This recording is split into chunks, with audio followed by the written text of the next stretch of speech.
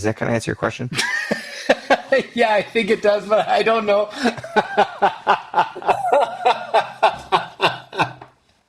Oh man. Okay.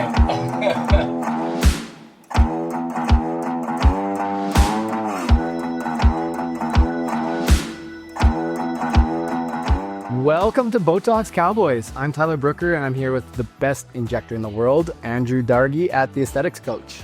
Tyler, so what's this you're texting me about moving to Texas? Man, Texas is wicked. Well, unfortunately, they had some flooding a while back. It was pretty sad, but otherwise, man, I'm just loving being in the South. I love Texas so much, and I'm gonna spend, I think, 4 months a year in the USA now. So, yeah, looking to the Lone Star State. Yeah, definitely. The news made it look like those floods were, pretty catastrophic. So best wishes to everyone that's affected. But what are some of the reasons Texas is on your radar? I like the heat, man. I like the summertime. I like to chase. I like to chase the nice weather. I don't do winter in any country. I love South America. That's where I escape in the North American winter. Like Medellin here is just beautiful. The vibes are awesome. But yeah, Texas kind of has a lot of the year where I can enjoy that heat. Yeah, I've been a few times and it is amazing. And that heat is really, really good. So your hyperhidrosis treatment is dialed in, right? Man, yeah, this is my favorite treatment. And actually, I wanted to talk to you about it. We've had a couple of questions from the listeners after the last episode about this exact thing. So yeah, hyperhidrosis, summertime. This is my absolute favorite treatment. You can definitely tell everybody how it works because I have no idea. But effectively, not sweating in your underarms. I think you can use it in other places too, your palms and things like that. But I use it in my underarms. I don't know why we just sit there in a shirt and sweat as men. Like if you're working, you have a collared shirt on or whatever. And I don't sweat from elsewhere after I've gotten this treatment. So I know it's not because I'm actually too hot. It's just a nuisance, I think, because you got a bunch of fabric up in your armpits. So definitely my favorite treatment. If you guys haven't had it or haven't heard of it, look into it and get it. It's amazing. Yeah, so Botox and every brand of neuromodulator can be used for some therapeutic purposes. And we'll cover these as we go along, but specifically treating hyperhidrosis, which just refers to excessive sweating, is one of the on-label therapeutic indications for Botox. And specifically what you do, and we talked about how it relaxes muscle by reducing the release of acetylcholine. This is actually the same neurotransmitter that's utilized by the body for sweating. And so if you inject neurotoxin intradermally versus intramuscularly, this reduces the amount of sweat that somebody has. And this is a great treatment for so many people. I get it myself. About everyone I know gets it. And I think it's still greatly underutilized. And yeah, the first time you got it blew your mind. Oh yeah, man, it's amazing. Botox the first time I guess was good. I've been good about it, getting it ever since. But I was just like, oh, this is cool. I look good. But the underarms hyperhidrosis treatment was like life changing for sure. Here, let me ask you the first question from the listener because it's a good one. What is the best brand of neuromodulator to use for this treatment? The honest answer is it doesn't matter. They all work the same. I've used all of them. Botox Therapeutic is the OG, first to get approval for that indication. And so you can use any of the big three for this. Some insurance programs or provincial and state regulations will indicate which ones are acceptable to use and be covered by insurance. But to answer your question, they all work great. Okay, I was hoping there was going to be a juicier answer where there was a real standout there, but that's all right. What we might as well keep talking about this and give the listeners a little bit because I know it's not one that's widely used, or I guess it's widely used, but not nearly as much as it is for the face, for example. What's the average cost of this? So typically you're utilizing 100 units, 50 units per arm. So an average cost for a unit now is between $10 and $12. So if you're paying out of pocket for it, $1,000 to $1,200, unless you've got some insurance that covers it. That's in Arctic pesos, yeah? Can we talk in dollars here? Green ones? $750 bucks? Well, I at your recommendation, I was listening to the All In podcast the other day. Shout out to those guys. I respect how smart and just calculated and well versed they are. It's incredible to listen to them. But it's not just the Canadian dollar, but the US dollar is devalued. And I mean, but yes, proportionally, the Canadian dollar, it's kind of Yeah, you're like never going to convince me that it's not the Arctic I, peso up there. the Arctic peso. Yeah, it's pretty bad right now. Same cost in the United States on average, 10 to 12 bucks a unit. Yeah. Oh, is it really? 30,000 Canadian dollars kind of. Yeah, hilarious. I didn't know that it was the same. I didn't like, how is it the same $10, $12 in completely different currencies? Typically there's a difference there. That's just the cost of doing business. All right, okay, next question about it then. How often do you get it? How long does it last? Unlike a typical neuromodulator treatment for cosmetic purposes in the face that lasts 3 to 4 months, this treatment lasts 7 to 8 months. So it has great longevity.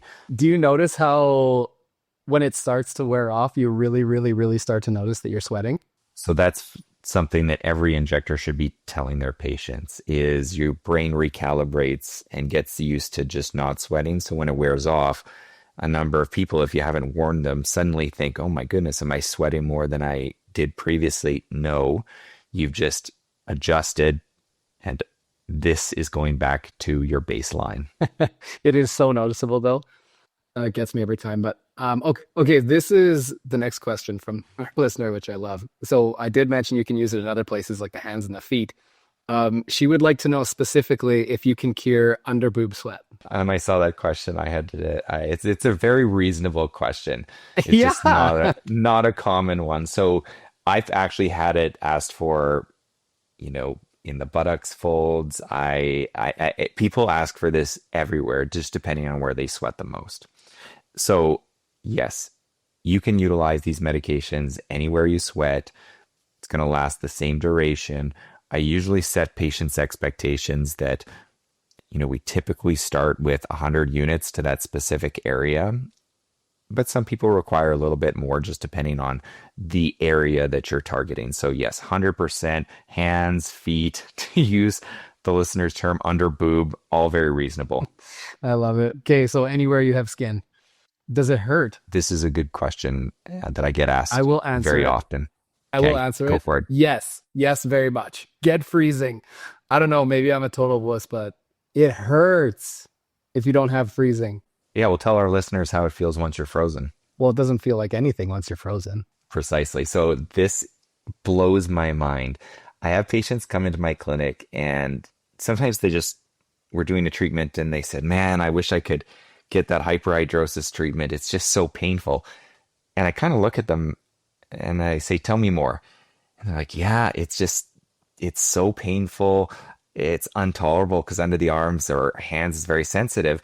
And I inquire, I said, you weren't frozen or anything? And they aren't. And what a missed opportunity, because if you put on a basic topical agent, this is very tolerable. The patients don't even feel it. And I just, there are many things in the industry that shock me at times, and this is one of them. Injectors, use some topical under the arms if you want to keep your patients. Game over. Good answer, man. I also mentioned this a little bit earlier, how I don't feel like I sweat anywhere else after I've gotten this. So I'm no longer sweating from my armpits, but I'm also kind of not sweating anywhere else. Is this throwing off my body's sort of temperature control, or what's happening here? I like that question. No. If we're treating just under the arms, it doesn't throw off your thermoregulation. Only a very small amount of sweat is given off. Perspiration happens in the armpits. And so, no, it's not like suddenly you're going to start sweating way more from your hands or your body is going to go out of whack with this. This is simply reducing the amount of sweat in a very particular area. It's not going to get rid of all of it. But like you said, if you're a guy and you're at work wearing a collared shirt, and you take off your suit jacket, most guys are going to have pit stains. And this just eliminates that and is very freeing. It feels amazing to not have to worry about that. Best treatment. Every guy listening and every girl who's listening who has a guy in their life, tell all of them. Number one, my favorite. Andrew likes the lip flip. Hyperhidrosis is for me. Yeah. Speaking of Arctic Peso, actually, to go back a bit, maybe we can talk a little about business. We talk a lot about what these treatments costs, how much does this cost, how much does that cost for the patient, but let's open up the subject of profits for injectors or those who may want to become injectors. This is something that I think all medical professionals would be keen to hear the answer. Aesthetics is a great field to be in. It's actually going to be our next episode. We're going to be talking about specifically why medical professionals should be thinking about getting into this field and why so many do. This can be a great career if you want to dabble in it, and it can be an even better career if you take it very seriously. And there are expenses to getting started with any business. But when you consider, the startup costs for dentists, those are very significant. Startup costs for injectors are quite small for the upside potential that you have. And this is why I feel very passionate about the Botox course specifically, is that we provide an education that literally translates to a significant increase in income. And that doesn't matter which type of medical field you're in. You can look at people that go take a law degree or people that go to medical school. These are long processes that certainly require a lot of work, a lot of training, and can increase people's earning potential. And that's why a lot of people pursue them. I don't know of any other career, and correct me if I'm missing something, where somebody can go take the Botox course, pick up an incredible skill set that can automatically translate to, in 48 hours, an incredible career. So it's tough to answer specifically, what you would make doing this, because what you put in is typically what you get out. But there is such an opportunity here for people to work with their hands, obtain a new skill set, have very positive interactions with patients. And I think that some of the reasons why there's a little bit of chaos, individualism, and aggressive behavior is because of the opportunity financially getting into the field of aesthetics. Oh, it breeds a little bit of entitlement. That's a good word. I could talk about this for quite some time. Maybe I'll share a little story, and this is one of many, many, many, many, many. I really do feel for the pharma companies at times.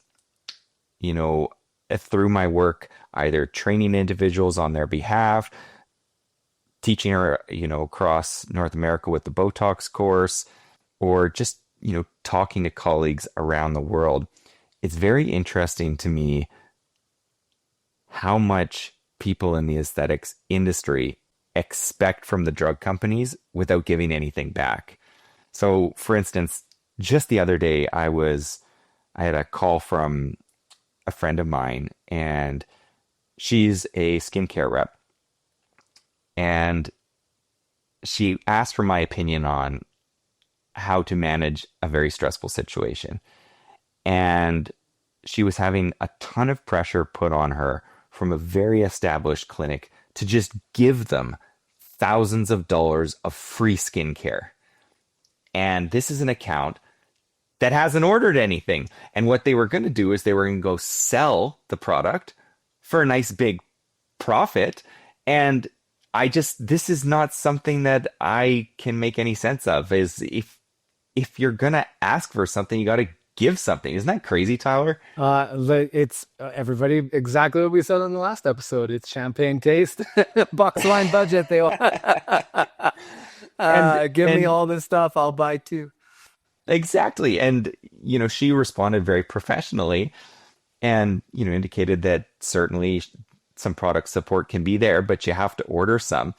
And the individual's response, and this is somebody who's very established in the industry, was, "How dare you attack me like this?" It was such a gaslighting, victimization mess. And I'm just sitting there and I just felt really bad for her. So a lot of injectors expect and demand a tremendous amount, assuming the pharma companies just hand stuff out like candy, but they're not interested in putting any skin in the game. And what blew my mind, hence why talking about this, is that we're talking about a major operation it's just buying a little bit of skincare. This is like a fart in the wind. This is remarkable. And yet they can blow up and say, give me everything so I can just get richer. So, yes, it absolutely brings some entitlement. Oh, you get hot about this one. I actually would like to talk to you about this though. The whole thing. You kind of segued it nicely. But what is it like to procure these products, and how do these different companies and reps sort of deal with you? What are their tactics, I guess, to try to get you to buy their products instead of their competitors? Is it through free product like that? Is that why this injector can say, give me free stuff? Is it because the next guy will?